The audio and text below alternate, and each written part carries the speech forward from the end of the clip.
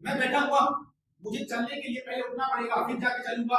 तो ये भी क्या हो जाती है, सीक्वेंस हो जाती है। बैठा हूँ फर्स्ट स्टेज, खड़ा हुआ दूसरा, और तीसरा तुरंत ने चलना चालू किया।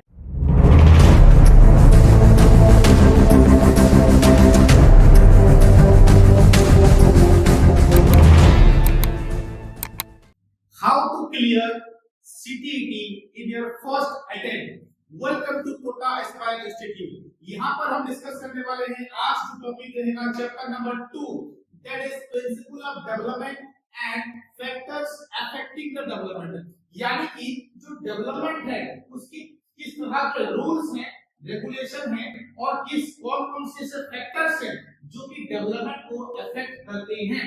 और सीटीईटी के पॉइंट ऑफ व्यू से देखा जाए तो 3 से 4 क्वेश्चंस इसी चैप्टर से हर साल पूछे जाते हैं। तो वेटेज के अकॉर्डिंग ये चैप्टर एक बहुत ही ज्यादा इंपॉर्टेंट रोल प्ले करता है फॉर योर सीटीईटी एग्जाम। तो चलिए बात कर लेते हैं पहले टॉपिक में कि प्रिंसिपल ऑफ डेवलपमेंट है क्या, कि हमें इस चीज को क्यों पढ़ना है।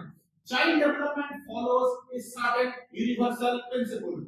जब भी हम बात करते हैं बच्चे की डेवलपमेंट की, तो ये एक प्रिंसिपल होगा जो कि यूनिवर्सली को फॉलो करता है। यानी कि हर एक बच्चा, यूनिवर्सल प्रिंसिपल का मतलब है कि जो भी प्रिंसिपल यहाँ पे हम पढ़ेंगे वो सारे बच्चों के लिए एप्लीकेबल होगा। वो चाहे गरीब हो, अमीर हो, चाहे वो सिटी में रहता हो, चाहे वो गांव में रहता हो, चाहे वो इंडिया में रहता हो, चाहे वो पाकिस्तान में रहता हो, चाहे वो अमेरिका में रहता हो, सभी में ये प्रिंसिपल एप्लीकेबल होंगे। चलिए तो बात करते हैं कि डेवलपमेंट में क्या रोल प्ले करेगा। तो ये देखिए जो प्रिंसिपल्स होती है ना, ये हेल्प करती हैं टीचर्स को to understand the student, to understand the learners. उसकी जो पर्सनालिटी है वो किस तरह के गांव से या सिटी से कहां से बिलोंग करता है, उसका नेचर कैसा है, ये सभी चीजें टीचर को एग्जामिन करनी होती हैं। उसकी हेरिडिटी क्या है, उसकी इमोशनल इंटेलिजेंस क्या है, वो कौन से फैमिली से आता है, ये सब चीजें अगर हम जान लेंगे बच्चे के लिए तो उसके लिए प्रॉपर स्ट्रेटेजी बना पाएंगे कि इस तरह से बच्चे को हमें डेवलप कराना है, स्टेज वाइज दूसरे स्टेज में, तीसरे स्टेज में लेके जाना है। तो हमें लर्नर को अच्छे से अंडरस्टैंड करना पड़ेगा।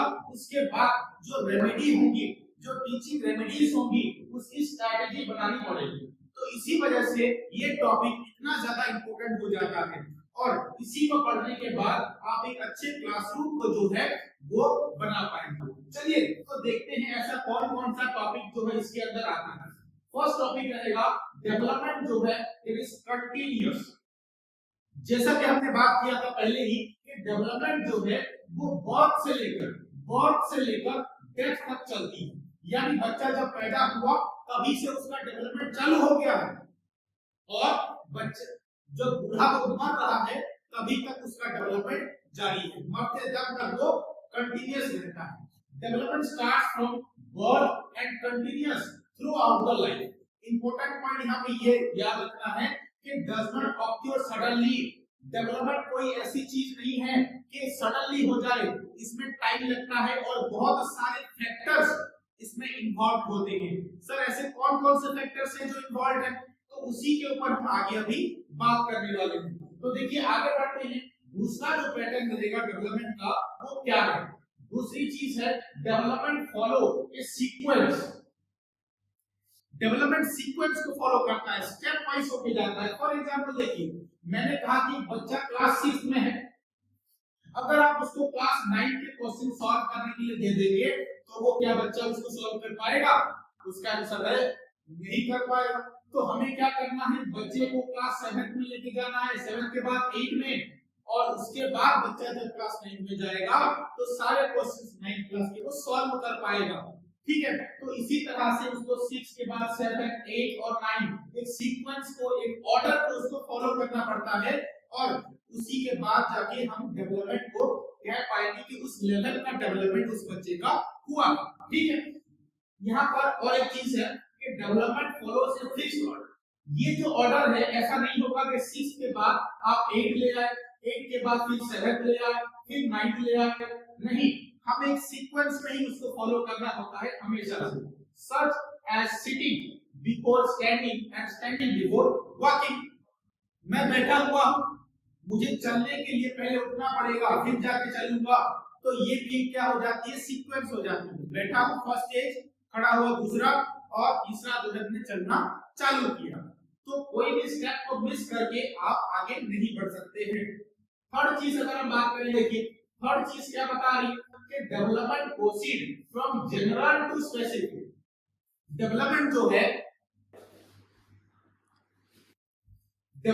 है वो जनरल से स्पेसिफिक की ओर मूव करती है। मतलब कि क्या, कि जो छोटा बच्चा होता है उसको मान के चलिए जो उसके सेंस ऑर्गन होते हैं वो अच्छे से काम करते हैं। यानी कि आसपास में आग लगी है तो मुझे पता लग जाएगा, मेरे जो स्किन है वो उसको पहचान लेंगे।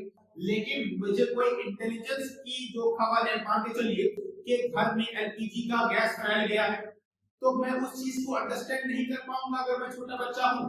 मेरा इंटेलिजेंस, मेरा डेवलपमेंट उतना नहीं है कि मैं ये पता लगा पाऊं कि जो गैस है वो बहुत ही ज्यादा डेंजर गैस है।